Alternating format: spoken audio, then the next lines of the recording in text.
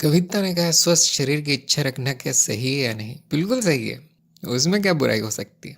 बुराई किसमें है कि शरीर मेरा नहीं है, वो मरे चाहे जिए। ये थोड़ा सा ज्ञान बचा है यहाँ पे। मेरा नहीं है, बात सही है, लेकिन काम का है, बहुत काम का है। अब वहाँ सत्य के स्तर पे नहीं निर्णय होगा, माया के स्तर पे होगा। और माया के स्तर पे उसको स्वस्थ रखना जरूरी है। वो इच्छा की बात आपकी इच्छा पर निर्भर नहीं है। देखिए, मैं क्या चाहती हूँ उसको स्वस्थ रखना है या नहीं, ये नहीं, वो अनिवार्य है उसको स्वस्थ रखना।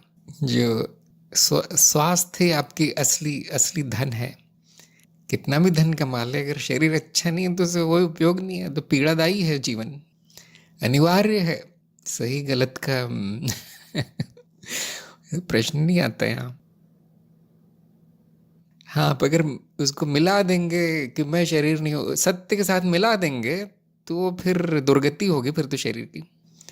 मैं शरीर नहीं हूँ, शरीर मेरा नहीं है, कोई बात नहीं, ये सपने में इसको रखना जरूरी है, उसका देखभाल जरूरी, आवश्यकता है वो।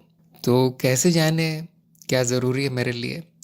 अगर वो आप ना करें, भले ही वो सत्य हो असत्य हो पूरी तरह काल्पनिक हो कुछ भी हो, उससे अगर कष्ट बढ़ जाते हैं, जीवन में दुख बढ़ जाते हैं, तो फिर वो जरूरी है। अब इच्छा हो ना हो वो करना जरूरी है। साधक के लिए संसार कोई बड़ी चीज नहीं है, उसको एक एक मिनट में वो ठुकरा सकता है।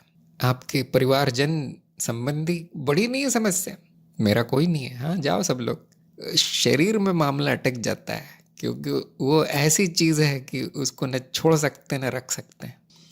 साधक की समस्या शरीर है और कुछ नहीं। तो क्या करूं? ज्ञान मार्ग में बड़ा अच्छा इलाज है कि है, वो आपको दोबारा मिलेगा नहीं, वो शरीर नहीं मिलेगा। तो जब तक है तब तक उसको रखना जरूरी है, खास तौर से जबकि वो मेरा नहीं है।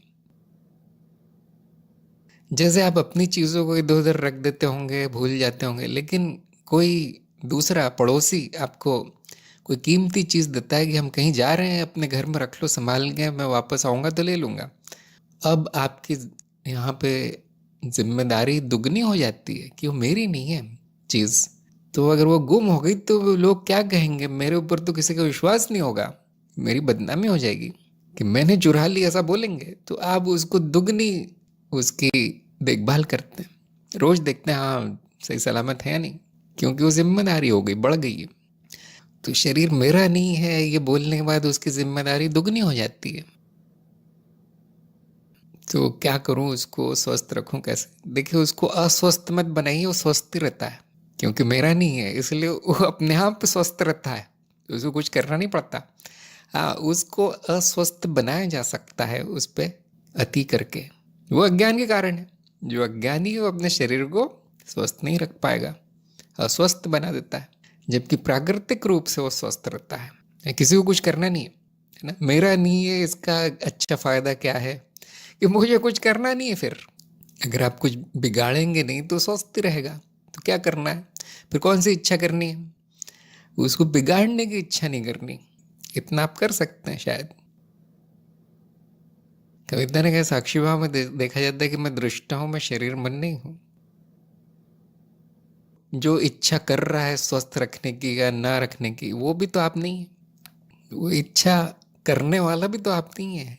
जो बोल रहा है सही या गलत है, वो भी तो आप नहीं है। तो ये आधा साक्षी भाव किस काम का? पूरा रखिए साक्षी भाव। शायद मेरी बात समझ में आ गई होगी। अब मिलाना नहीं है इन दोनों। साक्षी भाव में ये देखा जाएगा कौन से कर्म जरूरी है, वो आप चाहे न चाहे हो जाएंगे। ये भी देखा जाएगा कि शरीर को अस्वस्थ करना जरूरी नहीं है, अनावश्यक कर्म है। आपने मान लिया कि मैं शरीर नहीं हूं, लेकिन हाँ मैं इच्छा कर सकती हूँ कुछ उसको स्वस्थ अस्वस्थ रखने की। अर्धज्ञान, अर्धज्ञान दिखाता है। ये अब बिल्कुल नहीं मिलाना है, इन दोनों स्तरों को मिलाना नहीं है। दृष्टा को देखने दो, शरीर को चलने दो, ये पूर्ण ज्ञान। जब वो अस्वस्थ होके मर जाएगा तो भी वो मेरा नहीं है, मुझे कुछ नहीं करना है, इस प्रकार छुट्टी हो जाती है। जिनकी पूरी विरक्ति हो गई मनो शरीर से, उसमें कोई भी इच्छा नहीं आएगी उसको लेके।